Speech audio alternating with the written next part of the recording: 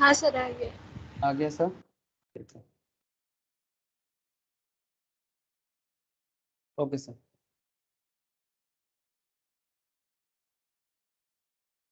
Good morning sir again to all of you. हाँ, तो basically business environment commercial knowledge, ठीक है, इसका क्लास है। तो बिजनेस एनवायरनमेंट कमर्शियल नॉलेज में आज मैं आपके साथ क्या डिस्कस करूंगा सर, आज एक न्यू टॉपिक बात करना है।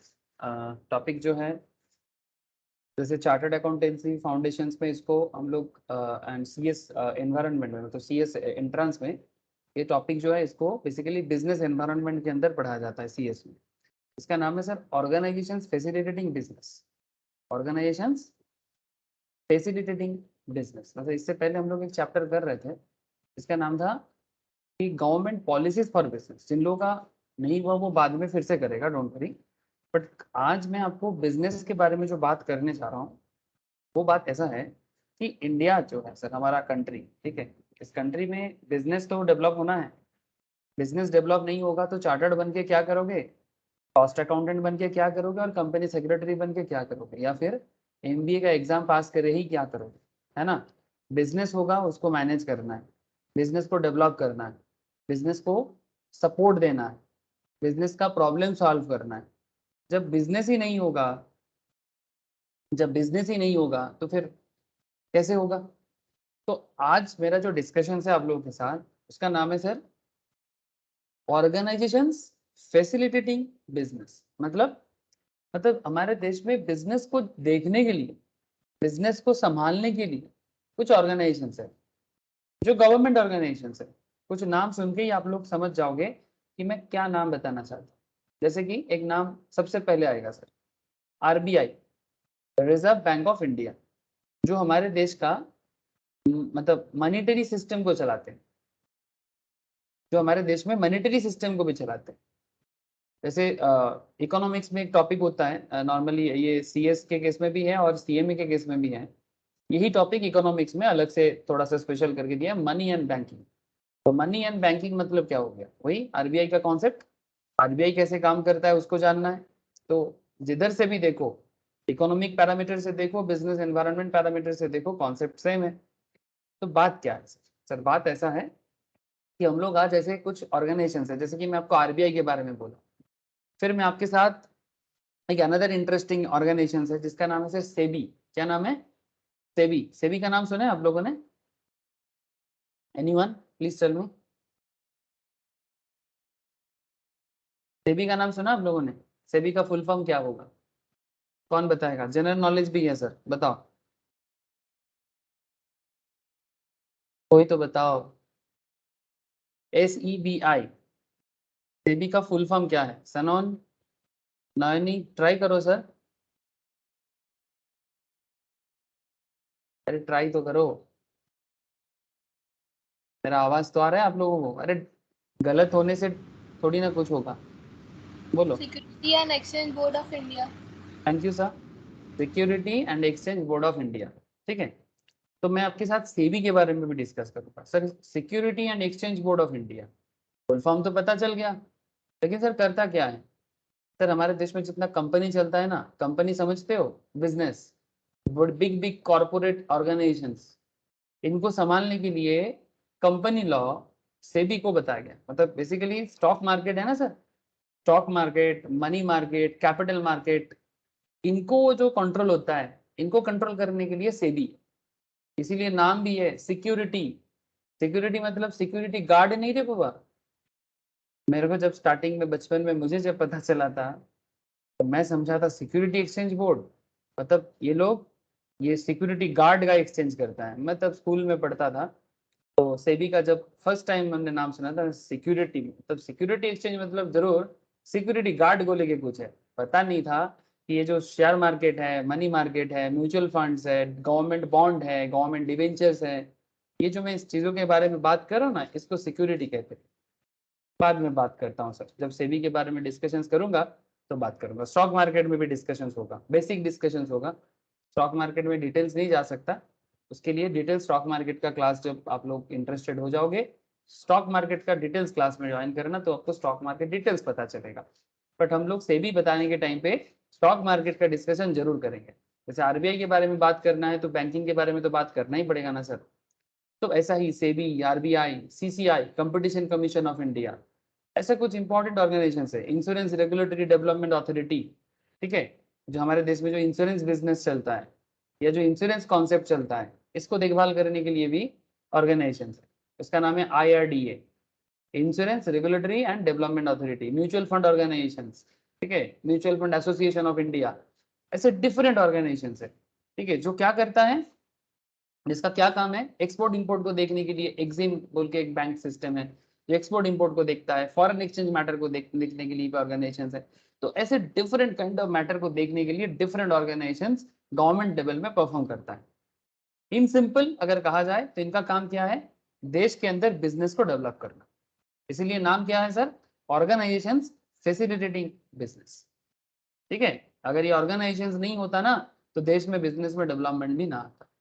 मैं आपको कुछ स्पेशल फैक्ट्स शेयर करूंगा। इंडियन इकोनॉमी के बारे में तो बात करना ही है सर। चलो सर मैं पॉइंट पे आता हूँ और नोट्स पे चलता हूँ। जिन लोगों के पास नोट्स नहीं है मैं उनको नोट्स शेयर करूंगा। अच्छा, इंडियन इकोनॉमी के बारे में चर्चा बीच बीच में होता रहेगा सर, ठीक है, बिकॉज बिजनेस के बारे में बात होगा और इंडियन इकोनॉमी सामने नहीं आएगा, ऐसा तो हो नहीं सकता। तो ये बीच बीच में आएगा सर, ठीक है, बिकॉज इंडियन इकोनॉमी का डेवलपमेंट के लिए ये सारा का सारा मेहनत, ये जो सारा मेहनत हम लोग करते हैं ना, ये पूरा मेहनत चाहे चार्टर्ड अकाउंटेंसी के पढ़ाई में हो, चाहे सीए के पढ़ाई में हो, चाहे सीएमए के पढ़ाई में हो, पूरा का पूरा मेहनत एक ही चीज पे जाके लगता है। वो मेहनत क्या है, वो मेहनत है बिजनेस, इंडिया का बिजनेस, ठीक है। तो करेंटली मैं आपको जिस टॉपिक में लेके जा रहा हूँ, ऐसे ये जिन लोगों ने ऑलरेडी कुछ टॉपिक पढ़ चुके हो, जैसे बिजनेस एंड कॉमर्शियल नॉलेज होता क्या है, बिजनेस एनवायरनमेंट के बारे में काफी डिस्कशंस किया मैंने, बिकॉज ये बिजनेस एनवायरनमेंट ना इस टॉपिक का जान है सर, इस टॉपिक का जान है, मतलब बेसिकली ओवरऑल बिजनेस एनवायरनमेंट बाद में बात कर लेंगे। इकोनॉमिक्स क्लास में उसका डेप्थ में बात होता है, यहाँ पर मैक्रो लेवल में बात होता है। बिजनेस ऑर्गेनाइजेशंस के भी मैं एग्जांपल आप लोगों के साथ यूज करूंगा कि कितना तरह का बिजनेस ऑर्गेनाइजेशंस होता है, फॉरेन इंडियन बिजनेस कितना सारा है, फॉरेन बिजनेस कैसे काम करता है, उसके बारे में चर्चा करूंगा। Government policies for business growth, इसके बारे में मैंने रिसेंट डिस्कशन से किया है। जिन लोगों ने अभी तक नहीं किया ये सब चीज बाद में फिर से करेगा, ठीक है, जिसमें मैंने liberalisation policy, privatisation policy, foreign direct investment, मतलब बाहर का पैसा देश में कैसे आता है और उसमें देश का बिजनेस कैसे डेवलप होता है, ये सब बात होता है सर, ठीक है। ये इकोनॉमी कोई छोटा मोटा मैटर नहीं है sir, it's a big thing, ठीक है। लेकिन जैसे कि मैं आपको बोला कि आज का मेरा डिस्कशन है, आप टॉपिक पे ध्यान दो। जो टॉपिक जिनका हो गया वो रिवाइज करे और जो टॉपिक जिसका हुआ नहीं है वो ये टॉपिक बाद में पढ़ेगा, ठीक है, नो इशू, साल भर चलता रहता है। ऑर्गेनाइजेशन फैसिलिटेटिंग बिजनेस, तो अभी जो मैं बात आपसे करने जा रहा हूँ वो है आरबीआई का काम बताऊंगा, सेबी का काम बताऊंगा, सीसीआई का काम बताऊंगा, आईआरडीआई का काम बताऊंगा, इंडियन डेवलपमेंट बैंक्स के बारे में बात करूंगा, नाबार्ड के बारे में बात करूंगा, और भी बहुत सारे हैं। ये कुछ एग्जाम्पल्स हैं, ये कुछ मेन मेन है, लेकिन इसके अलावा और भी है, और भी है। तो चलो ना सर एक काम करते हैं, देरी किस बात का, आपको आरबीआई के बारे में जानना है कि नहीं है, चलो बताते हैं। सर आरबीआई के बारे में सुने हैं कि नहीं सुने, वो तो बोलो सर। क्या साहिल, आरबीआई का नाम तो सुना है, कभी गया क्या आरबीआई, हम लोग कभी जाते हैं क्या, नहीं। आरबीआई के बारे में सुने तो हो, गए नहीं हो, यस सर, सुन रहे हैं। सुने हैं गए नहीं है, कोई बात नहीं सर। माई आरबीआई बाप जा, है सर ये। हाँ बोलो सर। सर आरबीआई माई बाप है सबका। हाँ आरबीआई माई बाप है सबका, हाँ कुछ ऐसा ही है, समझो सही बोला, ठीक है। मतलब इसको बैंकर्स, बैंकर्स का बैंक कहा जाता है, ठीक है, बैंकर्स बैंक आरबीआई, मतलब जितना सारा बैंक हम लोग देखते हैं इन बैंकों का बैंक है आरबीआई। जैसे हम लोग एक हिंदी में बोलते हैं, जैसे देवों का देव महादेव ऐसे बोलते हैं, वैसा ही बैंकों का बैंक आरबीआई, कुछ ऐसा समझो, ठीक है। तो कहने का मतलब क्या है सर, कहने का मतलब ऐसा है कि आरबीआई एक नॉन फंडिंग इंस्टीट्यूशन है सर, नॉन फंडिंग। कुछ इंस्टीट्यूशन ऐसे होते हैं जो फंडिंग इंस्टीट्यूशन होते हैं। सर कहना क्या चाहते हो, फंडिंग नॉन फंडिंग, सर क्या है ना, बिजनेस करने के लिए पैसा का जरूरत पड़ता है, बिजनेस करने के लिए पैसा का जरूरत पड़ता है। पैसा का जो पेमेंट होता है ना उसको फंड देना बोलता है, फंड देना। मतलब गवर्नमेंट फंड देगा, आपका बिजनेस बनेगा। There are lots of business organisations जो आपको फंड देके हेल्प करता है, जिसमें एक एग्जांपल मैं आपको लूंगा, नाबार्ड। नाबार्ड क्या है? National agricultural board and rural development. National agricultural board and rural development, ये क्या काम करता है सर?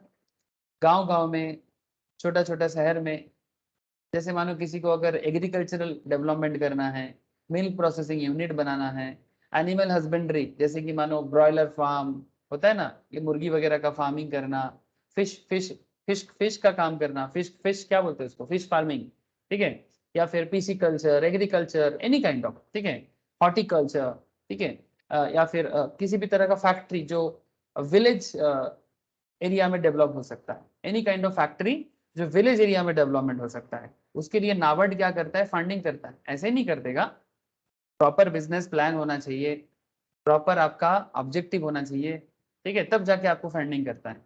तो फंडिंग ऑर्गेनाइजेशंस पे और भी है, यहाँ पर मैं गांव वाला एक एग्जांपल लूंगा, बट और भी मैं आपके साथ डिस्कस करूंगा, क्योंकि ये सब सिर्फ बिजनेस नॉलेज ही नहीं है sir, these are also general knowledge, ठीक है। बिजनेस नॉलेज का मतलब सिर्फ बिजनेस नॉलेज ही नहीं होता, business knowledge is also general knowledge. मतलब बिजनेस करने के लिए ये जनरल नॉलेज भी है कि भाई कहाँ क्या मिलता है, ठीक है। गांव में अगर किसी को दूध का फैक्ट्री लगाना है तो वो नाबार्ड से लोन ले सकता है, नाबार्ड उनको सस्ता दाम पे लोन प्रोवाइड करता है। कैसे करना है, कैसे जाना है नाबार्ड के पास, ठीक है। नाबार्ड क्या करता है, पहले ये तो पता करें, उसके बाद कैसे जाना है धीरे धीरे बताएंगे ना, जब हम लोग इंटरमीडिएट फाइनल लेवल का पढ़ाई करेंगे, ठीक है, तो लीगली उसमें क्या ड्राफ्टिंग करना पड़ता है, किस तरह से प्रोजेक्ट लेके जाना पड़ता है, ठीक है, मैं सभी डिस्कशंस करूंगा आपके साथ, ठीक है। बट बिफोर दैट आज मैं आपको आरबीआई बताऊंगा, सेबी बताऊंगा, ठीक है, सीसीआई के बारे में बताना है, आईआरडीआई के बारे में बताना है, ठीक है। तो चलो सर एक काम करते हैं, आपको आरबीआई के बारे में बात करते हैं, ठीक है। लेकिन आरबीआई के बारे में बात करने से पहले आपको कुछ बिजनेस मैटर के बारे में जानना है। जैसे मैं आपके साथ एक डिस्कस करने वाला हूँ आज कि सर भारत जो बिजनेस करता है, सर भारत बिजनेस करता है तो भारत को ना एक्सपोर्ट इंपोर्ट भी करना पड़ता है कि नहीं करना पड़ता? देखो सर, ये मैंने आरबीआई के सोर्स से ही निकाला, आप लोगों को दिखाई दे रहा है? देखो sir, reserve bank of India के सोर्स से मैंने एक डेटा निकाला, तो वो डेटा आपके साथ भी मैं शेयर करूंगा कि आरबीआई कितना बड़ा काम करता है, आप समझोगे तभी ना। एक सेकंड में थोड़ा पेन ले लेता हूँ।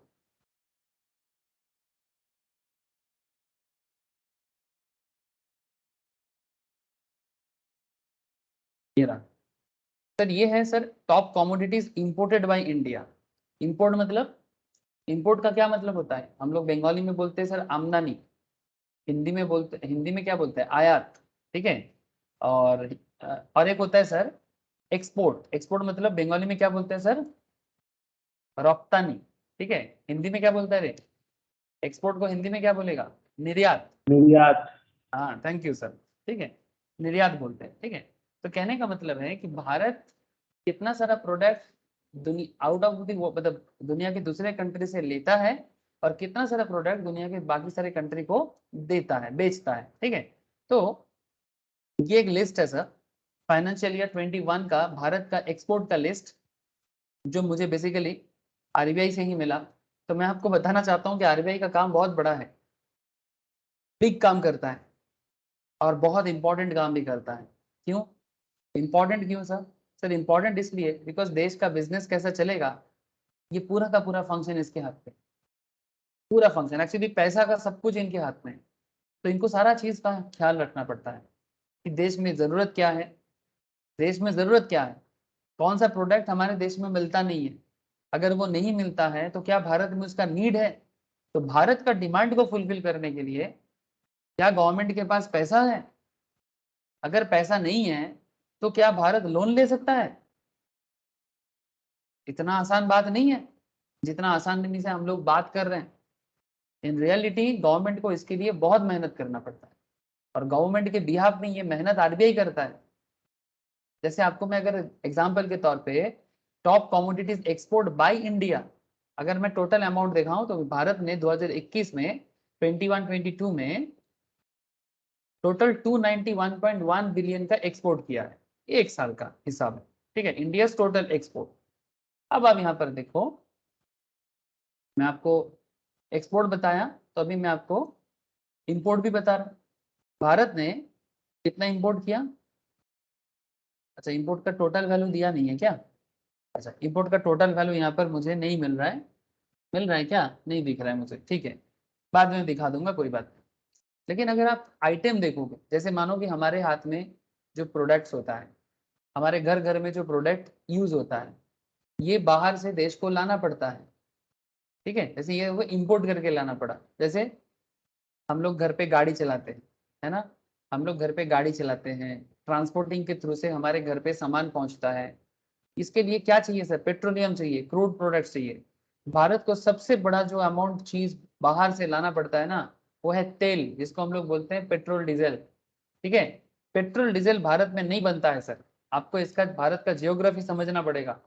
थोड़ा बहुत मिलता है आसाम साइड में, थोड़ा बहुत मिलता है आसाम साइड में, आसाम में एक जगह है सर डिगबॉय बोल के, ठीक है। और थोड़ा मिलता है हमारे बॉम्बे में, ठीक है, ओएनजीसी का एक प्लांट है सर, बॉम्बे हाई बोल के, जानते हो सर आप लोग? ऑयल फील्ड्स, ठीक है, इंडिया में ऑयल फील्ड्स बहुत रेयर है, ठीक है, बहुत रेयर है। और जितना भी है उसमें बहुत ऑयल नहीं मिलता, ठीक है। जैसे मिडिल ईस्टर्न कंट्रीज में मिलता है ना, मिडिल ईस्टर्न कंट्रीज में जैसे ऑयल फील्ड बहुत है, ठीक है। ये जो एरिया है, ये एरिया जो है, ये ऑयल के लिए जाने जाते हैं, बिकॉज यहाँ पर मिट्टी खोद के ऑयल ऑयल माइंस मिलता है। पेट्रोल डीजल जो बेसिकली 1930s के बाद डिस्कवर हुआ है, और फिर दुनिया इसका यूज जाना, और अभी तेल को लेके मारामारी, ये पूरा तेल को लेके मारामारी, ठीक है। ये जितना मारामारी है ना दुनिया भर में, सबसे आज के डेट में सबसे ज्यादा मारामारी तेल को लेके हो रहा है। ये जो सीरिया वगैरह में जो झगड़ा लड़ाई चलता रहता है, तेल पे किसका राज होगा, ठीक है। अमेरिका भी जो दादागिरी मारता है ना दुनिया भर में, ठीक है, वही तेल पे किसका राज होगा, तेल जिसके हाथ में, कंट्रोलिंग उसके हाथ में। रशिया के साथ अमेरिका का जो लड़ाई है, वही तेल को लेके प्रॉब्लम, मतलब प्रॉब्लम का जड़ है तेल, क्योंकि ट्रांसपोर्टेशन या mobilisation of the economy last 100 years में पेट्रोल डीजल पे बना हुआ है सर, क्रूड ऑयल पे बना हुआ है। तो क्रूड ऑयल जिसके पास, पावर उसके पास, पैसा उसके पास। आज जो दुबई में इतना पैसा आया है, कहाँ से आया दुबई का पैसा? हाँ सर, ये जो दुबई, यूनाइटेड अरब एमिरेट्स में जो इतना पैसा बना है, किस चीज का पैसा है? क्या पहले इनके पास इतना पैसा था? नहीं था। क्यों? क्योंकि पहले पेट्रोल डीजल डिस्कवर ही नहीं हुआ था। ये जो जिसको हम लोग मिट्टी का तेल बोलते हैं कोई कोई हिंदी में, है ना, ये जो पेट्रोल का बात है, ये जो डीजल का मैटर है, ये सब पहले डिस्कवर नहीं हुआ था, 1930s के बाद हुआ है। It's a very newly developed nation sir, इनके पास पैसा अभी अभी आया, और इतना आ गया कि अभी देखने में बढ़िया लगता है, चलो अच्छा है। लेकिन पॉइंट क्या है sir? What is the point? अब देखो भारत का मैटर है सर, भारत एक एग्रीकल्चरल बेस्ड कंट्री। भारत में आपको बता दो, दुबई के पास तेल मिलता है लेकिन खाना नहीं मिलता, इनके पास फूड नहीं है। अब तेल तो खत्म हो जाएगा, माइन है ना, माइन तो खत्म होता है, माइन तो खत्म होता है, ऊपर वाला का दिया हुआ है, फॉसिल फ्यूल्स है, आज नहीं तो कल खत्म हो ही जाएगा। तब क्या होगा? तब क्या होगा? तब का बात है, अब छोड़ो। लेकिन कहने का मतलब है कि सर भारत के पास फूड है, फूड, भारत के पास और भी चीजें हैं, बट मैं एक ग्राउंड लेवल में बात कर रहा हूँ, एक्सपोर्ट इंपोर्ट का एक ग्राउंड रियलिटी समझाना चाहता आपको। सर भारत को ट्रांसपोर्टिंग करना पड़ता है, नॉट जस्ट भारत को, हर एक कंट्री को ट्रांसपोर्टिंग करना पड़ता है। लेकिन ट्रांसपोर्टिंग के लिए जो रॉ मटेरियल है, दैट इज पेट्रोल डीजल, ये भारत के पास नहीं है। तो भारत ये सब प्रोडक्ट मिडिल ईस्टर्न कंट्रीज से एक्सपोर्ट करता है, सॉरी इंपोर्ट करता है। आजकल सिर्फ मिडिल ईस्ट नहीं, आजकल तो भारत रशिया से भी तेल ले रहा है सर, रशिया के पास बहुत तेल का माइंस है, और बहुत पुराना स्टोरेज भी है, पुराना रिजर्व उनके पास बहुत है, और कुछ पुराना माइंस भी है। रशिया से भी सस्ता तेल भारत ले रहा है, बिकॉज दुबई के पास तेल खत्म हो गया। दुबई अभी ज्यादा तेल नहीं दे पाता, दुबई के हाथ में तेल का लिमिटेशन आ चुका है। मिडिल ईस्टर्न कंट्रीज में, मैक्सिमम मिडिल ईस्ट कंट्रीज में तेल का डिमांड में, मतलब सप्लाई में थोड़ा सा गिरावट आ गया सर। अब बोलो, कोई कुछ कहना चाहते हो सर? बोलो सर, एनी क्वेश्चन सर? ऐसा लगा किसी का सवाल आ रहा है। आजकल तो सर और भी कुछ जगह बना है जहां पर तेल बहुत मिल रहा है, जैसे कि एक कंट्री है, इधर कंट्री का हालत अच्छा नहीं है लेकिन तेल अच्छा दे रहा है सर। कोलंबिया बोल के एक यहाँ पर है सर, कोलंबिया, वेनेजुएला, यहाँ पर बहुत अच्छा तेल का कुआं मिला है सर, ठीक है। लेकिन अभी वेनेजुएला से भारत तेल इतना इंपोर्ट नहीं करता है क्योंकि ट्रांसपोर्टिंग कॉस्ट हाई है, क्योंकि वेनेजुएला थोड़ा दूर पड़ता है सर, भारत से वेनेजुएला थोड़ा दूर पड़ता है, तो यहाँ से तेल लेके इंडिया पहुंचने में टाइम लगेगा। लेकिन भारत चाहता है कि वेनेजुएला से ले, ठीक है। अब देखना ही है कि भारत कहाँ से सस्ता में तेल ले सकता है। लेकिन जो भी हो, आप एक चीज समझो, मैं आपको जो बात कहना चाहता हूँ कि भारत का जो नीड है, आप लोग डिमांड सप्लाई पढ़ते हो ना इकोनॉमिक्स में, ठीक है, मैं लास्ट दिन भी समझा रहा था। अब देश का नीड, अगर मैं भारत से समझाऊँ आपको, 140 करोड़ की नीड है, 140 करोड़ का डिमांड है, उसको पूरा करना है, और इसको पूरा करने के लिए बिजनेस एस्टेब्लिश करना है। अब ये किसी गवर्नमेंट का अकेला का बस का बात नहीं है, इसमें गवर्नमेंट भी बिजनेस करता है, इसमें प्राइवेट प्राइवेट जो एंटरप्राइज, प्राइवेट एंटरप्राइज मतलब private corporate sectors, private corporate sectors, ये भी बिजनेस में बहुत बड़ा रोल प्ले करता है। जैसे एग्जांपल के तौर पे, ये जो petrol crude product Bharat import करता है, मतलब हमारे देश में लाता है, इसमें सबसे ज्यादा इंपोर्ट में किसका भागीदार होता है जानते हो? रिलायंस है। रिलायंस जो इतना रिच बना है, क्यों बना है? रिलायंस क्या करता है जानते हो? एक्चुअली इसका पुराना कहानी है, धीरूभाई अंबानी का पर्सनल स्कील्स था। आप लोग धीरूभाई अंबानी को जानते हो सर? देखो सर, आरबीआई का काम समझाने के लिए मुझे आपको धीरूभाई अंबानी तक जाना पड़ रहा है। धीरूभाई अंबानी, ये धीरूभाई अंबानी कौन है? मुकेश अंबानी, अनिल अंबानी का पापा है। अब इस पे क्या खेल है सर? धीरूभाई अंबानी एक्चुअली, यहाँ पर एक बहुत इंटरेस्टिंग कहानी। धीरूभाई अंबानी गुजराती है, ठीक है, मोटा भाई है, मतलब गुजराती में मोटा भाई बोलते हैं प्यार से, है ना। तो गुजराती है, ये क्या कर रहा था, गुजरात से यमन गया था, यमन। क्यों गया था? तब यमन काफी रिच था, अभी यमन उतना अच्छा नहीं है, बट उस टाइम पे बहुत रिच था, मतलब बहुत अच्छा नहीं है बट अभी ठीक ठाक है। तो आज से कम 70-80 साल पहले धीरूभाई अंबानी यहाँ से चला गया था यमन। यमन में तेल मिलता था मिडिल ईस्टर्न नेशन से, तो वहां पर तेल बहुत सस्ता भी था, और वहां से वो क्या करता था, वहां पर डिलीवरी बॉय का काम करता था। एक पेट्रोल पंप में, मतलब एक पेट्रोलियम प्रोडक्शन कंपनी में, पेट्रोल प्रोडक्शन कंपनी में डिलीवरी बॉय का काम करता था। जैसे आजकल लोग जोमेटो वगैरह में डिलीवरी बॉय का काम करता है, वैसा ही। जैसे आजकल जोमेटो स्विगी में घर घर में खाना पहुंचाता है ना, तो ये जो धीरूभाई अंबानी है ना, मुकेश अंबानी का पापा, वो भी डिलीवरी बॉय का काम करता था। सुनने में आपको अजीब लगता होगा जिनको नॉलेज नहीं है, लेकिन मैं ये आपको सच बता रहा हूँ, हकीकत बता रहा हूँ। एक बिजनेसमैन ऐसे ही बिजनेसमैन नहीं बनता है। लोग रीच हो जाते हैं, करोड़पति बन जाते हैं ना, अरबपति बन जाते हैं, फिर हमें लगता है कि बन गया। अरे भाई, उसके पीछे का कहानी आपको थोड़ी ना पता है। कहानी पता करोगे तब ना पता चलेगा कि कैसे प्राइवेट बिजनेसमैन इतना बड़ा बन जाता है। सर, ये जो डिलीवरी बॉय का काम करता था, ये पेट्रोल पंप पे करता था, मतलब पेट्रोल मैन्युफैक्चरिंग पंप। अब वो वहां पर डिलीवरी बॉय का काम करता था 15-16 साल के एज में। प्राइमरी स्कूल तक पढ़ा था, 4 पास था, 4 पास भी नहीं किया था। उन्हीं के पापा का स्कूल था, पापा का प्राइमरी पापा उनका जो था, धीरूभाई अंबानी का जो फादर थे, धीरूभाई अंबानी का फादर प्राइमरी स्कूल में टीचर थे। उन्हीं पापा के स्कूल में पढ़ते थे, लेकिन फेल होते थे, 4 पास नहीं कर पा रहे थे, पढ़ाई में मन नहीं था। तो गांव के किसी के साथ चला गया था यमन। अब यमन जाके पेट्रोल पंप का काम सीख गया, पेट्रोल का डिमांड समझ गया, दुनिया भर में पेट्रोल का जो डिमांड है ना, वो बहुत जल्दी समझ गया था। ये मैं बात कर रहा हूँ आपके साथ 1950 1960s का, 1950 1960 के टाइम का बात कर रहा हूँ। सर क्या हुआ फिर? सर धीरूभाई अंबानी फिर सोचा, ये बहुत बड़ा कहानी, मैं मतलब धीरूभाई अंबानी पे तो पूरा क्लास नहीं ले सकता, बट आपको बस इतना आइडिया देना चाहता कि 1950 1960s में धीरूभाई अंबानी गुजरात से जो यमन पहुंचा था, उसके बाद उन्होंने ये डिसाइड कर लिया कि पेट्रोल पंप भारत में बनाना है, मतलब सॉरी, पेट्रोल मैन्युफैक्चरिंग भारत में करना। लेकिन सर भारत में तो पेट्रोल नहीं मिलेगा, मतलब भारत में क्रूड ऑयल, बेसिकली ये क्रूड ऑयल होता है, क्रूड ऑयल तो हमारे देश में नहीं है। तो इन्होंने क्या डिसाइड किया कि क्रूड ऑयल को ना क्रूड ऑयल को रिफाइन करना पड़ता है, तब जाके वो पेट्रोल या डीजल बनता है। समझते हो आप लोग?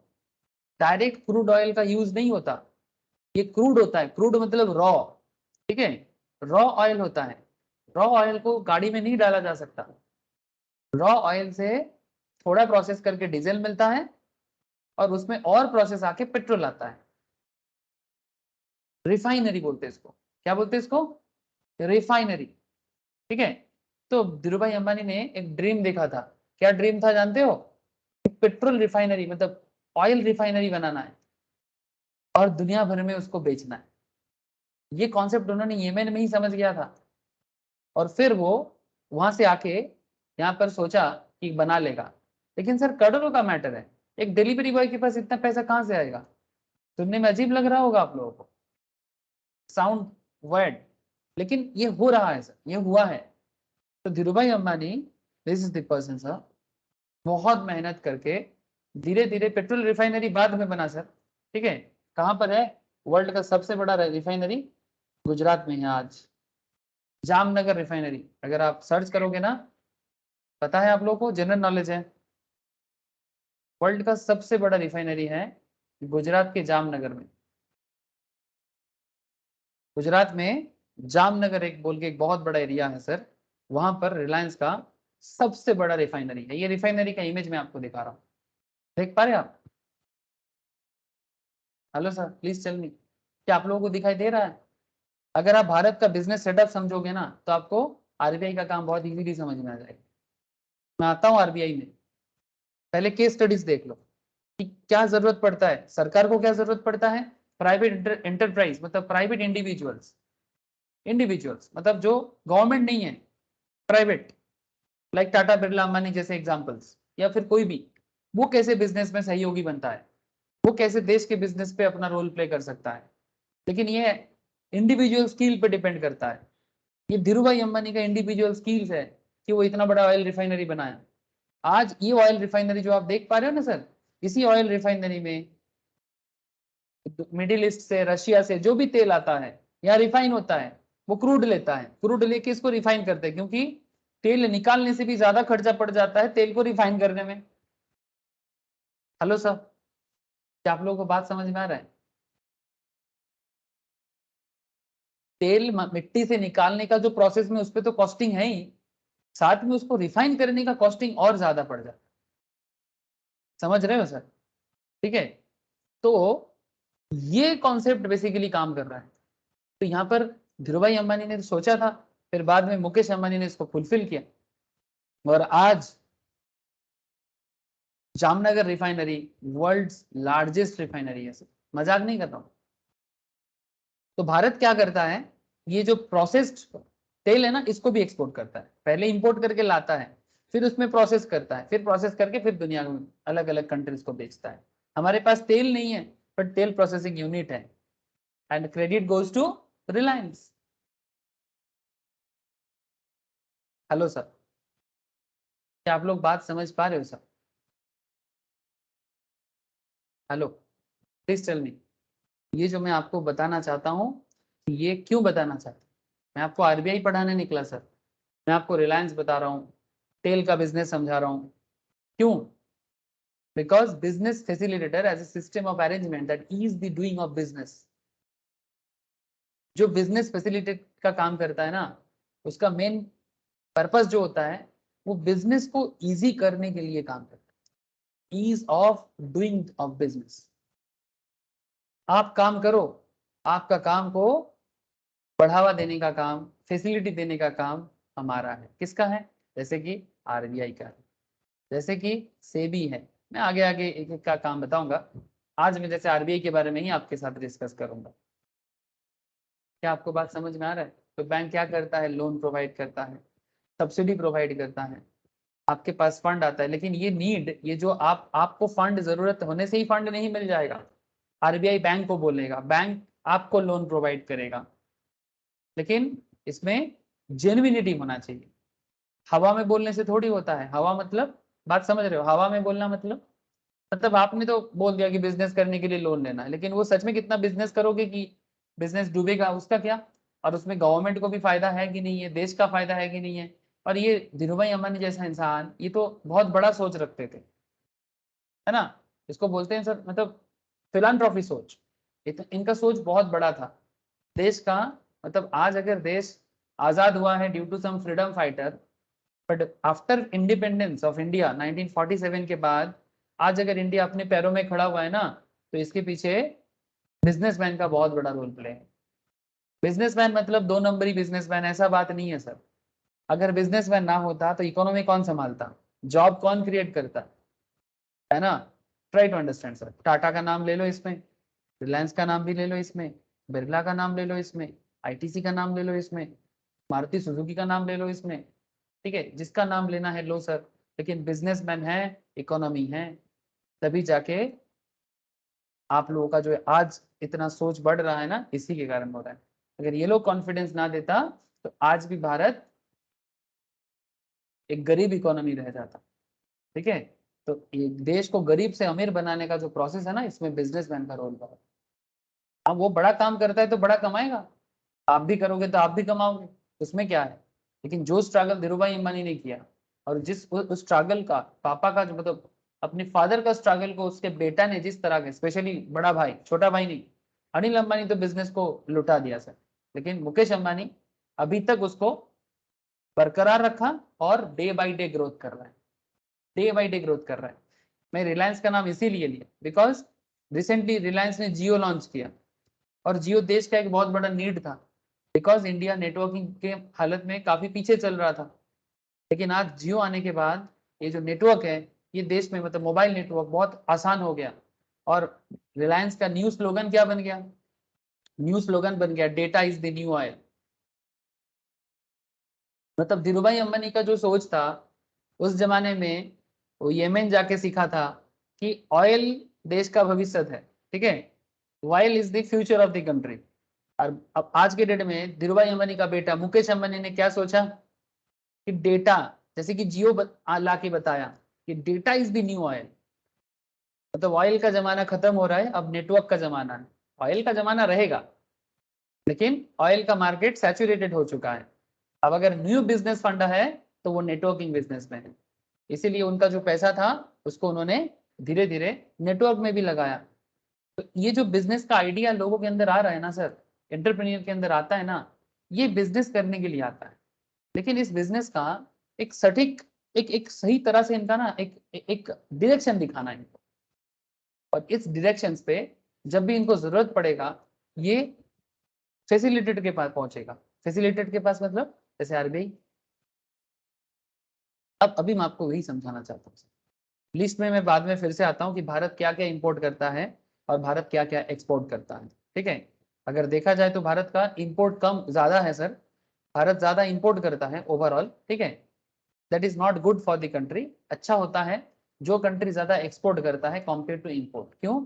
एक्सपोर्ट करने का मतलब होता है सेल करना, ठीक है, और इंपोर्ट करने का मतलब होता है बाई करना। तो आपके लिए कौन सा अच्छा होगा सर, आप ही मुझे बताओ।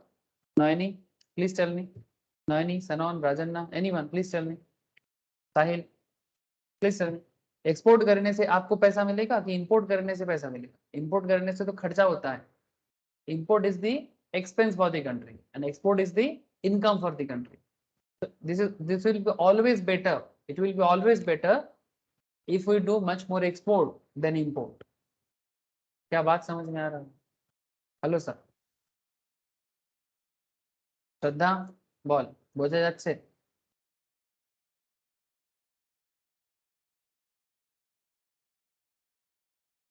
किसी का आवाज नहीं आ रहा है सर, आवाज तो दो। अरे हाँ ना, कुछ तो बोलो। आप लोग इतना चुप पड़ जाने से कैसे होगा? বোঝা যাচ্ছে কি যাচ্ছে না? নয়নি, है सर। चलो सर। अब इतना देर से आपने बिजनेस के बारे में समझा, बिजनेस का डेवलपमेंट के बारे में समझा। अब मैं आपको आरबीआई कैसे बिजनेस को फैसिलिटेट करेगा वो समझाऊंगा, ठीक है। आपने गवर्नमेंट के बारे में भी सोचा कि गवर्नमेंट भी इसी तरह से सोचता है, और प्राइवेट एंटरप्रेन्योर कैसे सोचता है मैं आपको वो भी बताया। प्राइवेट एंटरप्रेन्योर कैसे सोचता है आपको मैं ये भी बताया। अब चलो प्राइवेट एंटरप्रेन्योर की तरह सोचना, आरबीआई कैसे काम करता है उसके बारे में बात कर रहे हैं। ठीक है, चलिए आरबीआई कैसे काम करता है। अच्छा, आरबीआई का काम को समझने से पहले एक बार मैं थोड़ा रीड करा देता हूँ आपको। सर बिजनेस फैसिलिटेटर ऐसे system of arrangement that is the doing of business. Business facilitator का काम होता है कि बिजनेस को करना आसान हो। तो drawing an analogy, can you recall that in our primary classes. छोड़ो सर जो लोगों ने किया है ठीक है, जो नहीं किया ठीक है। जो आपको इतना देर से मैं बता रहा था, the way simplify our lifes and make us comfortable. Basically business क्या करता है, बिजनेस हमारे लाइफ को सिंपल करता है, कंफर्टेबल बनाता है। और business facilitator do the same for the business. Simple बात है ना। आज अगर आपको कुछ भी खाना फूड चाहिए, आपको घर के सामने दुकान है, दुकान में जाओ प्रोडक्ट लेके आ जाओ।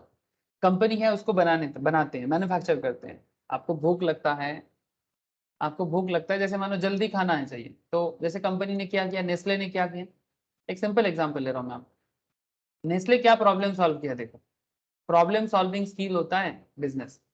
नेस्ले ने मैगी बनाया, ठीक है, नेस्ले नूडल्स मैगी, ठीक है, मैं एक एग्जाम्पल दे रहा हूँ।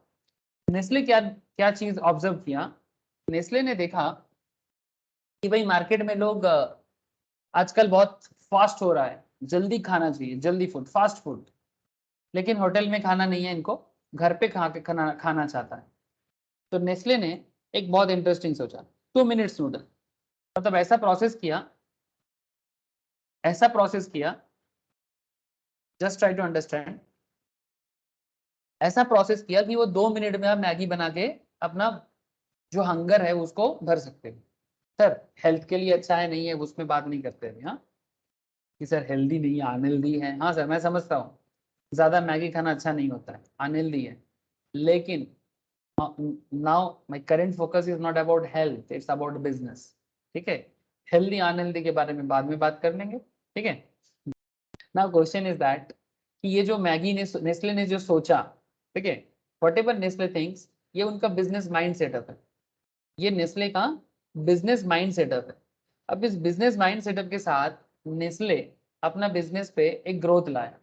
क्या ग्रोथ लाया कि भाई हमें प्रॉब्लम सॉल्व करना है, लोगों को फास्ट खाना चाहिए, तो हम कुछ ऐसा बनाते हैं ताकि लोग 2 मिनट में नूडल्स पका के खा सके, है ना, और अपना हंगर या जो उनके अंदर जो भूख है उसको मिटा सके। इसीलिए आया ना मार्केट में नेस्ले मैगी।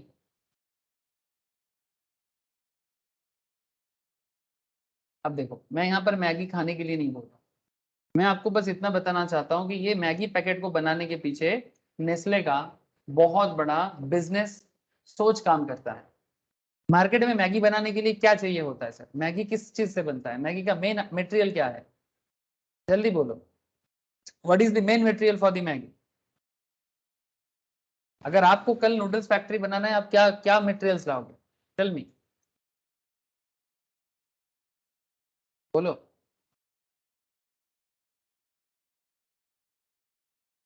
नूडल्स का मेन रॉ मटेरियल क्या है, sir maida. Maida, thank you. मतलब बेसिकली व्हीट, है ना। मैदा किससे आता है, व्हीट से आता है। तो व्हीट से, ठीक है, व्हीट से आप आटा मैदा दोनों कर सकते हो और नूडल्स दोनों चीज से बन सकता है। तो नाउ क्वेश्चन इज दैट कि रिफाइंड फ्लावर हो या फिर फाइबर वाला फ्लावर। अब ये व्हीट प्रोडक्शन कौन करेगा, एग्रीकल्चरिस्ट।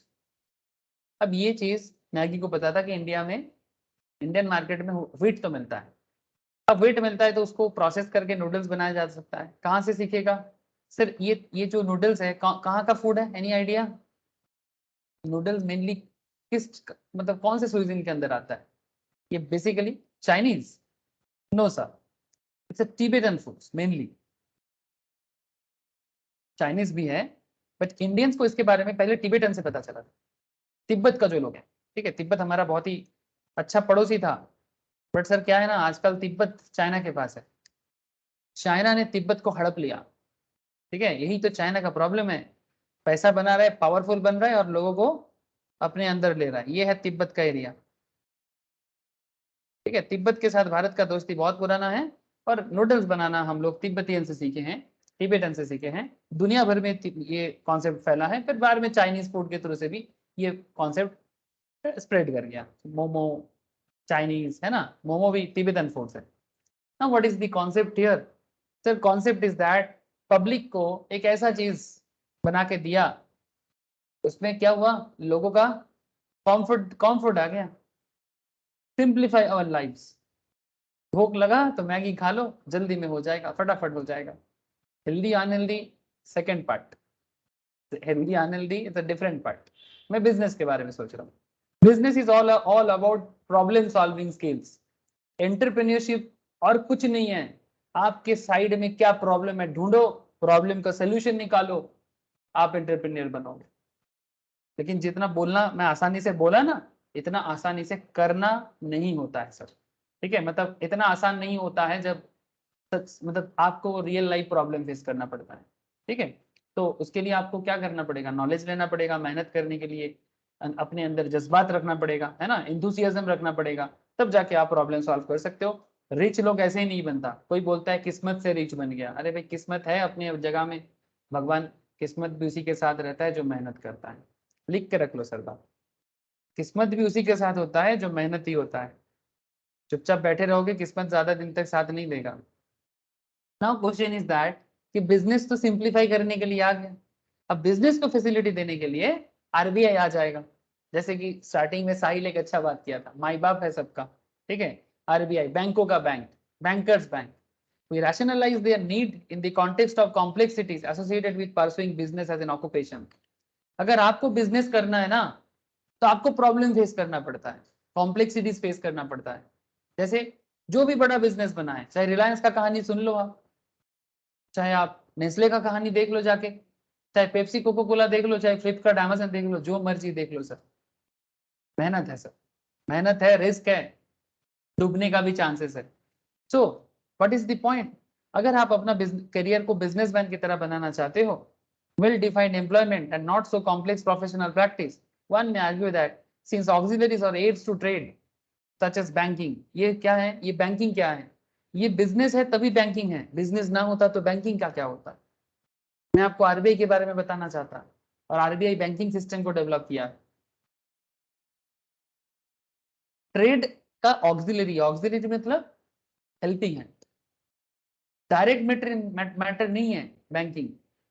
बिजनेस करना है तो बैंकिंग का जरूरत है, बिजनेस करना है तो इंश्योरेंस का जरूरत है, बिजनेस करना है तो ट्रांसपोर्ट का जरूरत है, बिजनेस करना है तो वेयर हाउसिंग का जरूरत है, but your first need is business. तो जैसे जैसे बिजनेस का नीड चालू हुआ, तो बिजनेस को सपोर्ट देने के लिए बैंकिंग आ गया, इंश्योरेंस सर्विस आ गया, ट्रांसपोर्ट सर्विस आ गया, वेयर हाउसिंग या गोडाउन सर्विस आ गया। जैसे हम लोग का जो पुश्तैनी मतलब फैमिली बिजनेस है वो ट्रांसपोर्टिंग का है। हम लोग का जो फैमिली बिजनेस है मेरे फैमिली में सर, वो ट्रांसपोर्टिंग का है। तो sir what is the point here? तो एग्जैक्टली या तो आप प्रोडक्ट मैन्युफैक्चर करो, या तो ऑक्सिलरी काम पे हाथ बटाओ। So one may argue that since auxiliaries or aids to trade such as banking, insurance, transport, warehousing, etc., to ease the doing of business, this should also be referred to as organization facilitating business. Yes, these are all the auxiliaries to trade comprise an important layer of business facilitators. Let us situate these at an intermediate layer. In the layer above, one would like to place such policy making and executive agencies as the Reserve Bank of India, RBI. Second में आ जाता है जब stock market का matter आता है, that is security exchange board of India. हमारे economy का mirror कहा जाता है स्टॉक मार्केट को, स्टॉक मार्केट को हमारे इकोनॉमी का मिरर कहा जाता है। ठीक है, डेली सुबह को मेरा क्लास चलता है ना, जिसमें मैं डेली सुबह मेरा स्टॉक मार्केट को लेके ही बात होता है, और मतलब मैं डेली हमारे इकोनॉमी के मिरर को देखता रहता हूँ। जैसे सेंसेक्स होता है, निफ्टी होता है, ठीक है, ये देखो जैसे आज का सेंसेक्स है। मैं इस मैटर पे अभी बात नहीं करूंगा सर, ठीक है, इसके बारे में जब डिस्कशंस का मौका आएगा, सेबी के बारे में चर्चा करूंगा, तब मैं आपको सेंसेक्स निफ्टी सब है आप लोगों का, don't worry, I will discuss. ठीक है, डिटेल्स जानना है तो स्टॉक मार्केट सीखना है, but I will discuss with all of you कि सेंसेक्स क्या है, निफ्टी क्या है, ये सभी चीज आपको मैं बताऊंगा। बट बिफोर दैट मैं आपको आरबीआई बताना चाहता हूँ। अच्छा, कंपटीशन कमीशन देश के अंदर बिजनेस में प्रॉपर कंपटीशन बना रहे। प्रॉपर कंपटीशन मतलब मतलब जिसके पास कहने का मतलब ऐसा है, कंपटीशन कमीशन ये एक लॉ है। जो लोग CS एग्जीक्यूटिव में पढ़ता है, जो लोग CSEM में फाइनल में पढ़ता है, ठीक है, उनके लिए ये कंपटीशन एक लॉ है। सेबी भी एक लॉ है, RBI भी एक लॉ है। मैं पढ़ाता हूँ सर, एग्जीक्यूटिव या CSEM में फाइनल के क्लास में RBI लॉ पढ़ा जाता है, सेबी लॉ पढ़ा जाता है, ठीक है। समझ रहे हो ना सर? ये देखो मैं अभी दिखा देता हूँ, कल ही क्लास था, यस्टरडे, उससे पहले दिन। ये देखो, ये CS एग्जीक्यूटिव का प्रोग्राम है। ऐसा CSEM में फाइनल का भी अलग से नोट्स होता है। ये देखो, मैं आपको RBI बताना चाहता। अब जैसे ही आप लोग CSEM में फाइनल और एग्जीक्यूटिव लेवल में आओगे तो RBI के बारे में आपको लॉ पढ़ना पड़ेगा, reserve bank of India act, ठीक है। देख पा रहे हैं ना सर? इसी तरह से ये हर एक चीज, इंश्योरेंस के बारे में लॉ पढ़ना पड़ेगा। सेबी का भी अलग होता है। जैसे ये तो मैं आपको ये दिखाया, RBI एक्ट दिखाया, सेबी एक्ट अलग होता है, उसके ऊपर एक अलग सब्जेक्ट मैटर बन जाता है। तो what is the point? Point और कुछ नहीं, आप अभी फाउंडेशन लेवल में जो पढ़ोगे, इंटर और फाइनल लेवल में जाके उसका डिटेल्स जानोगे, बस। इसीलिए अपना बेसिक को मजबूत करना फाउंडेशन का मेन पर्पस होता है। बेसिक को मजबूत करो, ठीक है, कि क्या है क्या नहीं है। अगर अभी से नहीं जानोगे तो एग्जीक्यूटिव इंटरमीडिएट में जाओगे, क्या हो जाएगा? दिक्कत हो जाएगा, ठीक है। इंटर में जाके एग्जीक्यूटिव में जाके दिक्कत हो जाएगा, तो वो नहीं करना। इसीलिए बेस को स्ट्रॉन्ग करना, फाउंडेशन, इसीलिए तो नाम है फाउंडेशन, एंट्रांस, ठीक है। गेट, एकदम गेट एग्जाम सही होना चाहिए। सो सर, RBI समझे, सेबी के बारे में भी बात कर रहे हो, CCI कंपटीशन कमीशन, जैसे कि रिसेंटली आप लोगों को पता है बिग बाजार बंद हो गया है, खबर है आप लोगों के पास? मैं बताऊंगा, ऐसे CCI के बारे में चर्चा करूंगा ना, तो मैं बताऊंगा बिग बाजार बंद हो गया है, बिग बाजार कंपनी ऑफ हो गया। अब बिग बाजार ऑफ हो गया और फिर बिग बाजार के साथ अमेजन का लड़ाई चल रहा है। बिग बाजार वर्सेस, इसके ऊपर मेरा केस स्टडीज क्लास रहा है सीनियर क्लासेस में, बिग बाजार वर्सेस अमेजन। एक्चुअली अमेजन का भी ना बिग बाजार में फ्यूचर ग्रुप में कुछ शेयर होल्डिंग था, तो वहां पर उनके बीच में कुछ शेयर होल्डिंग को लेकर लड़ाई मारपीट, बीच में रिलायंस आ गया। क्यों? क्योंकि एक्चुअली बिग बाजार अपना बिजनेस रिलायंस को सेल कर दिया था, लेकिन रिसेंटली फिर से कोर्ट में केस चल रहा है। बिग बाजार बोल रहे हैं कि मैं रिलायंस को नहीं बेचूंगा, ऐसा ऐसा प्रॉब्लम है, ठीक है। बाद में बताऊंगा, CCI के बारे में चर्चा करने के टाइम पे आपको मैं बिग बाजार, अमेजन और रिलायंस के बीच में क्या हुआ है बताऊंगा। सर, ये सब रियल लाइफ सिचुएशंस है, ये सब कोई थ्योरी नहीं है, ये सब कोई थ्योरी नहीं है सर, ठीक है। देखते हैं, अगर मेरे पास केस स्टडीज हैं। बिग बाजार दूसरे लैपटॉप में होगा, फिर अमेजन वर्सेस बिग बाजार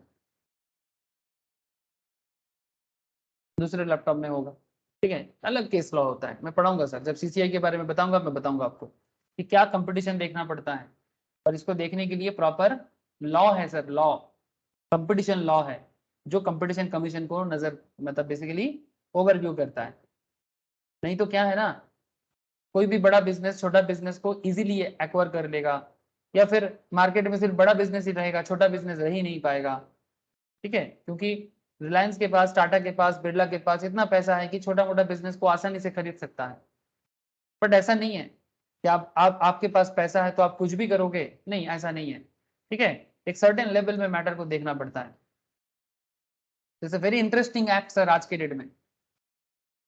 and such regulatory come development agency such as insurance regulatory development authority, insurance business आज की डेट में सबसे बड़ा पैसा का जगह है इंश्योरेंस। चाहे आप LICI देख लो, पता है आप लोगों को कि हमारे देश में सबसे ज्यादा पैसा किसके पास है? LIC के पास है। क्यों? क्योंकि देश में लोगों को सेविंग करना LIC ने सिखाया। बैंक से भी ज्यादा पैसा है, घर घर में इंश्योरेंस एजेंट जाके पैसा कलेक्ट करता है। अरे हाँ या ना? LIC का एजेंट जो होता है सर, ये तो मैं सिंपल LIC बता रहा हूँ, उसको छोड़ दो आप। गाड़ी का इंश्योरेंस, अगर रास्ते में कार चलाना है इंश्योरेंस चाहिए, घर खरीदना है इंश्योरेंस करना है, फैक्ट्री बनाना है इंश्योरेंस करना है, एक्सीडेंट हो सकता है इंश्योरेंस करना है, हेल्थ खराब हो सकता है इंश्योरेंस करना है। पैसा किधर है फिर? इंश्योरेंस के पास। ओ सर, आप लोग समझ रहे हो कि नहीं?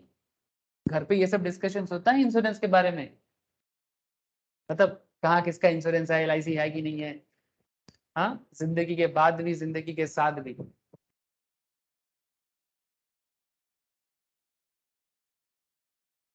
सर मेरा आवाज आ रहा है आप लोगों को? क्या आप लोग समझ पा रहे हो मेरा बात? Yes sir.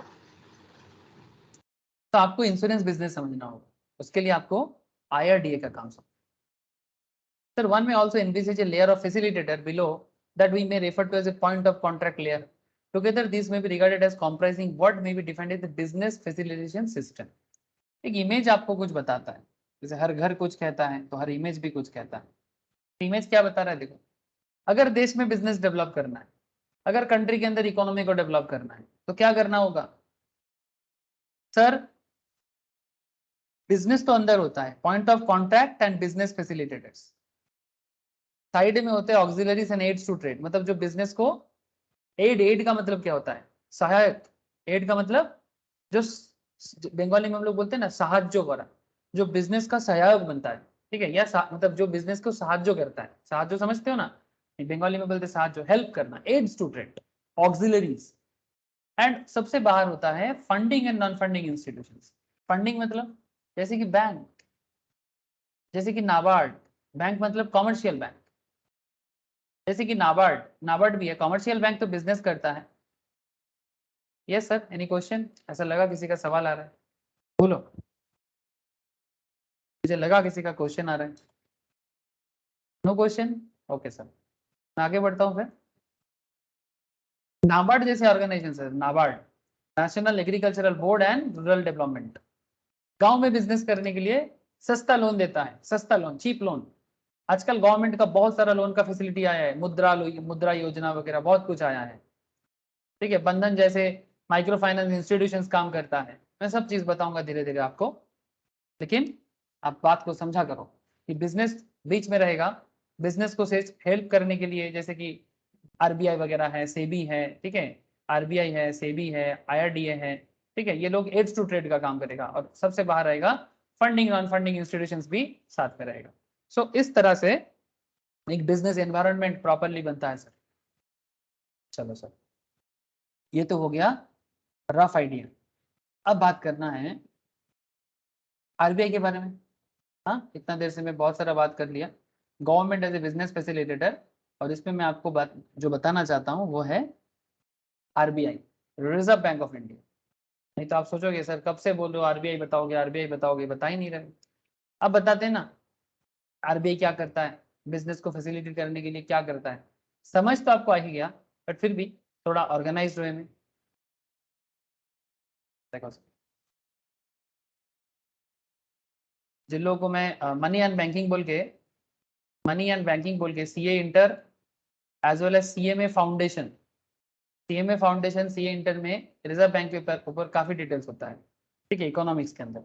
और आपका आपका इंटरमीडिएट सॉरी फाउंडेशन लेवल में तो आपका है ही सबका, ठीक है, लेकिन डिटेल्स में होता है वहां पर, लॉ भी पढ़ना पड़ता है। लेकिन यहाँ पर आप इतना तो जान लो कि RBI करता क्या है, रिजर्व बैंक ऑफ इंडिया करता क्या है। तो रिजर्व बैंक ऑफ इंडिया हमारे देश में बना था April 1, 1935 in accordance with the provision of reserve bank of India act 1934। तो बना था, एस्टेब्लिश हुआ था 1 अप्रैल 1935 को। और इसका जो एक्ट था वो बना था 1934 में। तो ओरिजिनली प्राइवेटली ओन्ड, पहले रिजर्व बैंक प्राइवेटली चलता था, मतलब कोई प्राइवेट बिजनेसमैन के हाथ में था। बट जैसे 1949 के बाद ये धीरे धीरे इसका नेशनलाइजेशन हो गया। The reserve bank is fully owned by the government of India, मतलब आफ्टर इंडिपेंडेंस। एक्चुअली 34 मतलब ब्रिटिश पीरियड का मैटर है, तो ब्रिटिश उस टाइम पे कुछ प्राइवेट बिजनेसमैन जिनके पास पैसा होता था उन्हीं को देके रिजर्व बैंक को चलाने का परमिशन दिया था। रिजर्व बैंक से भी पहले हमारे देश में इंपीरियल बैंक ऑफ इंडिया हुआ करता था। Imperial bank of India, general knowledge है सर, बात को समझो।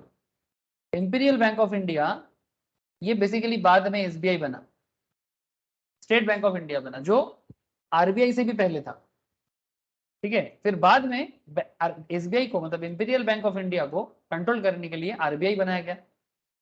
और फिर धीरे धीरे प्राइवेटाइज से सेंट्रलाइज हो गया। Central office of reserve bank of India पहले था कलकत्ता में, पहले कलकत्ता में था, बट बाद में मुंबई में 1937 में इसको मूव किया गया। आरबीआई का जो पहला ऑफिस है कोलकाता में, अगर कभी आप लोग कोलकाता में देखना चाहते हो, क्योंकि आप लोग कोलकाता से कनेक्टेड हो सब कोई, आरबीआई डालोजी में है, आरबीआई कोलकाता। इसके अंदर आप विजिट कर सकते हो सर, नोट चेंज वगैरह ये सब काम करना होता है यहाँ पर। बाकी अगर आप बैंक सेक्टर में काम करोगे तो और भी काम होगा, बट ये है सर आरबीआई का कोलकाता बिल्डिंग, डालहौजी में है सर ये। एक तरफ राइटर्स बिल्डिंग है, राइटर्स बिल्डिंग है एक तरफ है आपका आरबीआई, देख रहे हैं ना सर, ये है, ठीक है। और इधर है कोलकाता का कलेक्ट्रेट बिल्डिंग, ठीक है। यहाँ पर भी जाना पड़ता है सीए सीएमए स्टूडेंट्स वगैरह को, जब आप लोगों का आर्टिकल ट्रेनिंग वगैरह होता है ना, तो कलेक्ट्रेट बिल्डिंग में आपको स्टैम्प ड्यूटी जमा करने के लिए जाना पड़ता है कॉन्ट्रेक्चुअल। उस टाइम पे आपको आरबीआई देखने का मौका मिल जाएगा। सर देख के क्या होगा, अरे सर जानकारी है, कलकत्ता में फर्स्ट आरबीआई बना है 1935 में। उसके बाद ही आरबीआई का हेडक्वार्टर बाद में 1937 में परमानेंटली मुंबई शिफ्ट हो गया। क्यों? बिकॉज तभी से ब्रिटिश मुंबई को स्पेशल फाइनेंशियल हब के तौर पे बनाने का काम चालू कर दिया था। मुंबई को इंडिया का फाइनेंशियल हब बनाने का काम स्टार्ट कर दिया था, ठीक है। और कोलकाता उसके बाद से धीरे धीरे फाइनेंशियल हब से उसका जो पावर था कोलकाता का, वो धीरे धीरे शिफ्ट हो रहा था, क्योंकि तब ब्रिटिश शिफ्ट किया और फिर बाद में ऑटोमेटिकली शिफ्ट हो गया। तो कहने का मतलब ये है सर कि रिजर्व बैंक ऑफ इंडिया का फर्स्ट जो हेडक्वार्टर है वो कलकत्ता में था, जो मैं आपको हेड ऑफिस ऑलरेडी इमेज दिखा दिया। आप चाहो तो डलहौजी में जाके भी देख के आ सकते हो, आज भी है, काम भी करता है, बट अभी परमानेंटली इसका हेडक्वार्टर मुंबई में है। तो फिर ये क्या है, ब्रांच है, ईस्टर्न हेडक्वार्टर है। कलकत्ता ईस्टर्न हेडक्वार्टर है, मतलब ईस्ट पूर्वी भारत का headquarter. Reserve bank affairs are governed by a central board of directors. The board is appointed by government of India in keeping with the RBI act, ठीक है। जो भी है as per RBI act board इसको संभालते हैं। अब आपके मन में चल रहा है sir role of RBI business को कैसे हेल्प करता है, अरे बाबा समझो। रिजर्व बैंक, रिजर्व बैंक क्या करता है, central bank of our country, it occupies a pivotal position in the Indian economy. Its role is summarised in the following points. RBI is the apex monetary institution of the highest authority in India. Consequently, it plays an important role in strengthening, developing, diversifying the country's economic and financial structure. कैसे समझाऊंगा, पहले एक बार देख लो क्या क्या point है, देख लो फिर समझाता हूँ कि कैसे ये देश की इकोनॉमी को स्ट्रॉन्ग करता है। प्राइवेट बिजनेसमैन कैसे हेल्प करता है, बिजनेसमैन कैसे बन सकते हो, एक गवर्नमेंट के तौर पे कैसे बन सकते हो। It is responsible for the maintenance of economic stability and assisting the growth of the economy. देश का इकोनॉमिक स्टेबिलिटी डिपेंड करता है आरबीआई के ऊपर, देश का इकोनॉमी का ग्रोथ भी डिपेंड करता है आरबीआई के ऊपर। It is India's eminent public financial institutions given the responsibility for controlling the countries monetary policy. पूरा देश का जो पैसा का खेल है ना, वो आरबीआई के हाथ में है। It acts as an adviser to the government in its economic and financial policy. सरकार क्या करेगा, उसका एडवाइजर भी आरबीआई होता है। मतलब आरबीआई में जो लोग बैठते हैं वो गवर्नमेंट को भी एडवाइस करता है, प्राइम मिनिस्टर को, फाइनेंस मिनिस्टर को, सबको। And it also represent the country in the international economic forums. It also represent the country in the international economic forums. एक सेकंड सर होल्ड करना थोड़ा, एक सेकंड होल्ड करना।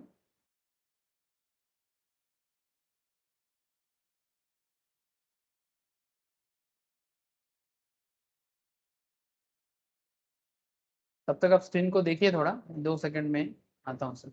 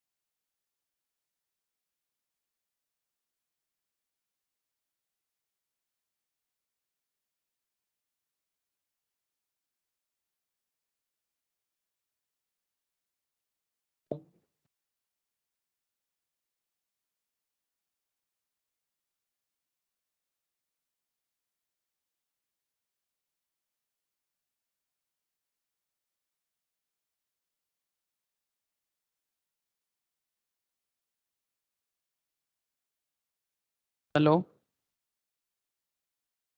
सर, मेरा आवाज आ रहा है आप लोगों को? एक बार कंफर्म करना सर, आवाज आ रहा है क्या? हेलो सनोन, नयनी, श्रद्धा, साउंड আসছে? साहिल, साउंड आ रहा है ना? तो सर देखो, तो फिर आरबीआई कैसे बिजनेस को हेल्प करता है, कंट्री के इकोनॉमिक डेवलपमेंट में कैसे हेल्प करता है अभी तक पता नहीं चला, बट क्या करता है वो मैं बता रहा हूँ। ठीक है, कैसे करता है वो अभी बाकी है थोड़ा, कैसे करता है उसके लिए थोड़ा वेट करना पड़ेगा, बट क्या करता है वो मैं थोड़ा बता रहा हूँ। अच्छा, it act as an advisor to the government and its economic and financial policies, and it also represent the country in the international economic forums. It also act as a friend, philosopher and guide to commercial banks. Bharat में जो commercial banks है ना, जिसके पास हम लोग जाते हैं, जैसे कि एसबीआई, जैसे कि एचडीएफसी, जैसे कि आईसीआईसीआई बैंक, है ना। अगर आप निफ्टी बैंक ओपन करोगे ना, आपको मैं समझा देता हूँ। स्टॉक मार्केट में एक अलग बैंकिंग सिस्टम होता है, हम लोग उसको निफ्टी, बैंक निफ्टी बोलते हैं।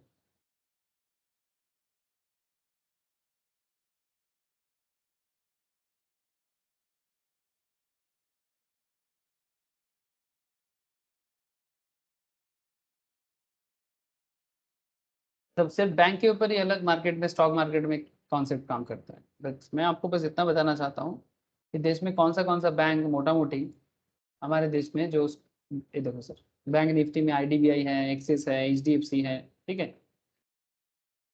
लंबा लिस्ट है सर, इसका लंबा लिस्ट है। मतलब बेसिकली जिस बैंक के पास हम लोग पहुंचते हैं, जिस बैंक के पास पब्लिक पहुंचते हैं, इसको कमर्शियल बैंक बोलते हैं।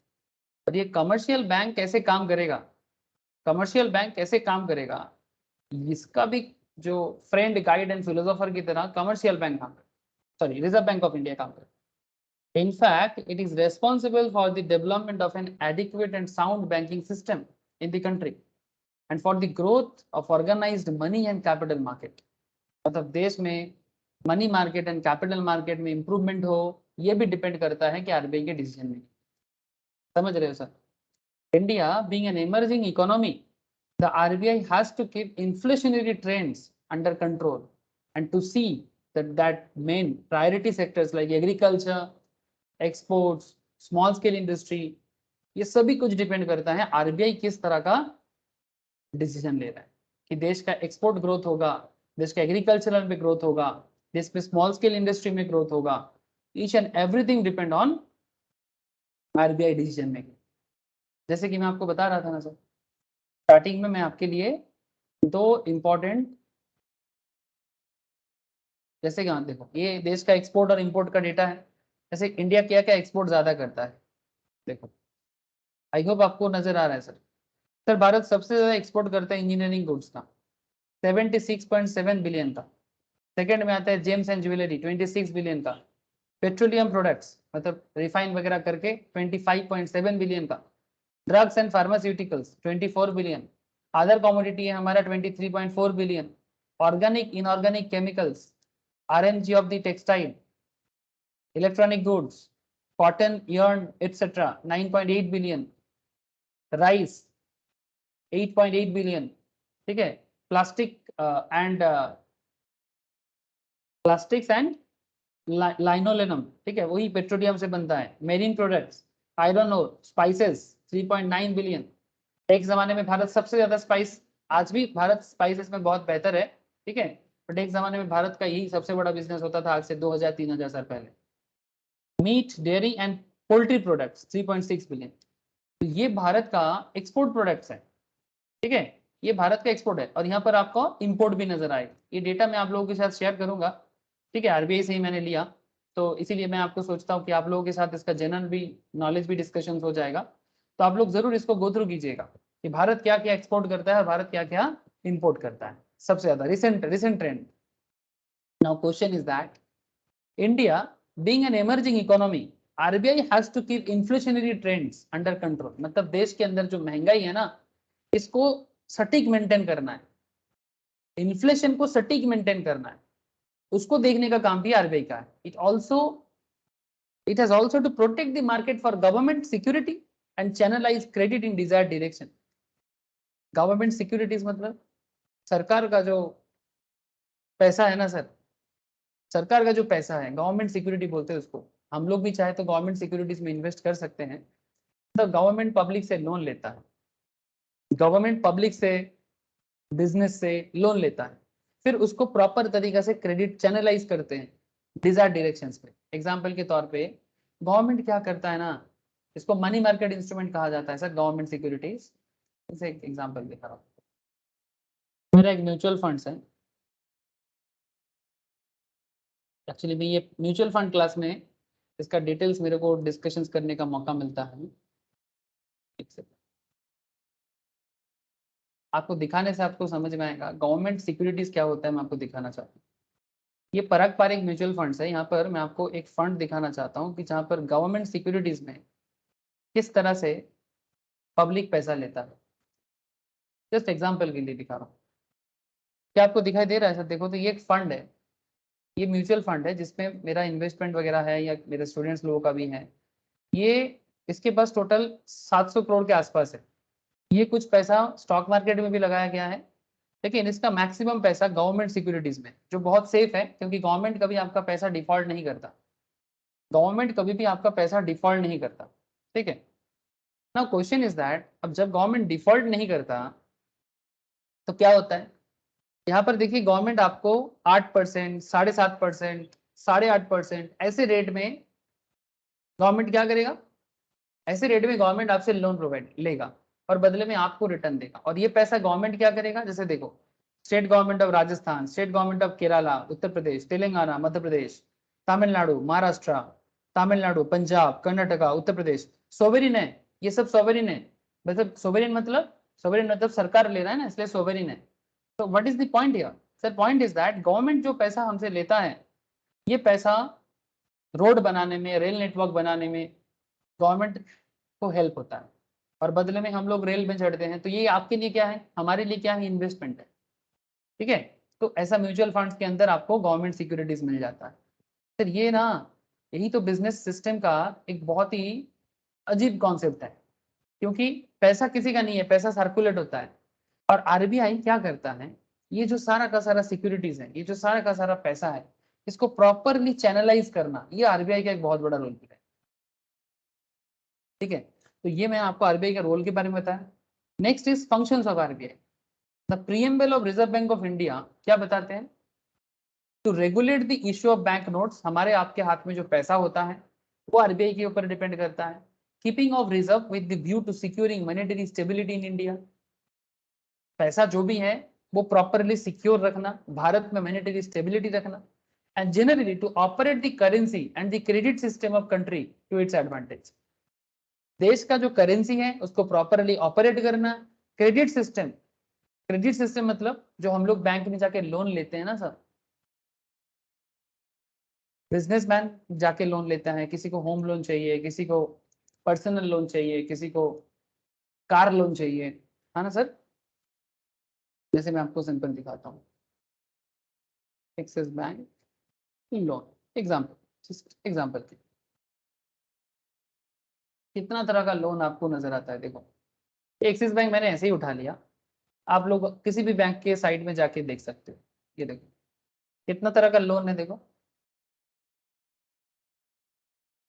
Home loan, personal loan, business loan, car loan, two wheeler loan, 24/7 loan against security मतलब शेयर वगैरह के बदले में loan, commercial vehicle loan, education loan, loan against property, gold loan, loan against FD, holiday loan, छुट्टी मनाने के लिए भी लोन मिलता है।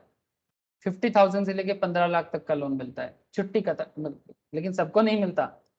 इनकम देख के बैंक लोन देता है, जो उसका लोन रिपे कर पाएगा उसी को देगा ना, इनकम देख के लोन देता है। So what is the point here, axis bank से बस मैं इतना एग्जांपल आपको देना चाहता हूँ कि ये जो पैसा बैंक के पास पहुंचता है, ये पैसा बैंक में हम लोग कुछ जमा भी करते हैं और कुछ पैसा सरकार का भी होता है, गवर्नमेंट का भी होता है। तो वो क्या करता है, गवर्नमेंट बैंक को देता है, बैंक हमें देता है, और फिर बदले में हम बैंक को इंटरेस्ट देते हैं। और ये बैंक, ये जो एक्सिस बैंक है, ऐसे कॉमर्शियल बैंक क्या करते हैं, आरबीआई को भी इंटरेस्ट प्रोवाइड करता है। जैसे मैं आपको आरबीआई के साइड में लेके जाता हूँ, तो आपको पता चलेगा। आप लोग भी आरबीआई में साइड में जाके ना आरबीआई रिलेटेड क्वेश्चन आंसर पढ़ाई कर सकते हो। मतलब अगर आपको बैंकिंग सिस्टम में नॉलेज बिल्डअप करना है, just visit reserve bank of India site. मैं मजाक नहीं कर रहा सर, सीरियसली बता रहा हूँ। ठीक है, जो लोग सीएससी एससीएम में बनता है, यूपीएससी क्लियर करता है, उनको आरबीआई के बारे में डिटेल्स जानकारी चाहिए होता है। ठीक है, क्योंकि सीएससी एससीएम के लिए आरबीआई में बैंकिंग सिस्टम में अलग पोस्ट निकलता है, अलग पोस्ट निकलता है। तो आप लोग चाहो तो स्पेशल नॉलेज ले सकते हो। इवन आप यहाँ पर जाके ये देखो, यहाँ पर ना एक्ट्स एंड लॉज छोड़ो, स्टैटिस्टिक्स, रेगुलेटरी रिपोर्टिंग, मतलब आप सर्फिंग करना, आपको बहुत कुछ मिलेगा। जैसे मैं कुछ आपको दिखा रहा हूँ, मैं आपको कुछ दिखा रहा हूँ। जैसे देखो, ये आरबीआई का रिसेंट रेट्स के बारे में बोला है। जैसे रिसेंटली आरबीआई ना कुछ दिनों से काफी बार रेपो रेट बढ़ा है, आप लोग खबर देखे होंगे। Repo, repurchase rate, repo rate बढ़ाने से क्या होता है, बैंक पब्लिक से इंटरेस्ट रेट बढ़ा देगा। और बैंक को बेसिकली क्या होता है, जिस रेट से आरबीआई कमर्शियल बैंक से इंटरेस्ट लेता है उसको रेपो कहते हैं।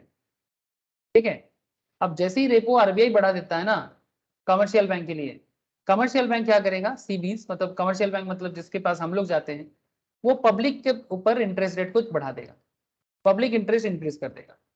इससे क्या होता है, इंटरेस्ट बढ़ने से ज्यादा लोन पहले से कम लोग लेते हैं, इससे इन्फ्लेशन कंट्रोल होता है। कैसे, समझाऊंगा सर। इन्फ्लेशन कैसे रेपो के थ्रू से कंट्रोल होता है, स्पेशल डिस्कशन है। बट मैं आपको यहाँ बेसिक लेवल में बस इतना कहना चाहता हूँ कि आरबीआई के हाथ में महंगाई को कंट्रोल करने के पीछे बहुत सारा हथियार होता है, औजार बहुत सारा है। तो रेपो में रेट क्या होगा, स्टैंडिंग डिपॉजिट फैसिलिटी रेट क्या होगा, मार्जिनल स्टैंडिंग फैसिलिटी रेट क्या होता है, बैंक रेट क्या होता है, मैं सब बताऊंगा आप लोगों को। फिक्स्ड रिजर्व रेपो क्या होता है, ऐसे कुछ रेट के बारे में आपको पता है। जैसे यहाँ पर देखो मार्केट ट्रेंड्स, ये देखो सर मार्केट ट्रेंड में, या फिर अगर आप लेंडिंग डिपॉजिट रेट में, इसको देखो, ये आप लोग ज्यादा जानते हो। अगर आज के डेट में किसी को बैंक में एफडी करना है, 5.5 से लेके 5.75 के आसपास का रेट चल रहा है एफडी रेट। ठीक है, सीनियर सिटीजन के लिए थोड़ा ज्यादा। सेविंग्स में 2.70 से 3% का रेट चल रहा है, आरबीआई बता के रखा है। ठीक है, इस तरह से आरबीआई सब कुछ मेंशन कर देता है। रिजर्व रेशियो, कितना पैसा बैंक अपने पास रख सकता है, कैश रिजर्व रेशियो, कितना पैसा बैंक स्टेट्यूटरी लिक्विड रेशियो के तौर पे अपने पास रख सकता है, मतलब आरबीआई के पास रखना पड़ता है, मैंडेटरी है 18%। जितना डिपॉजिट हम बैंक में करेंगे उसका 1% सीआरआर के तौर पे, 1% एसएलआर के तौर पे as per RBI guidelines maintain करना पड़ता है। अब आपको मैं ये चीज सारा का सारा कॉन्सेप्ट ना नेक्स्ट क्लास में समझाऊंगा। ये जो मार्केट ट्रेंडिंग रेट है, ठीक है, ये जो एक्सचेंज रेट्स है, ये जो रिजर्व रेट है, ये जो पॉलिसी रेट है, ठीक है, ये सब को लेके आरबीआई करता क्या है। ठीक है, उसके लिए आपको क्या करना पड़ेगा, आरबीआई का फंक्शन समझना पड़ेगा। तो this is our next class discussion की role of RBI and functions of RBI. इसमें आपको जनरल नॉलेज भी डेवलप होगा, फाइनेंशियल नॉलेज भी डेवलप होगा, because this is a financial literacy, और जो भी आपका सब्जेक्ट नॉलेज है वो तो डेवलप होगा ही।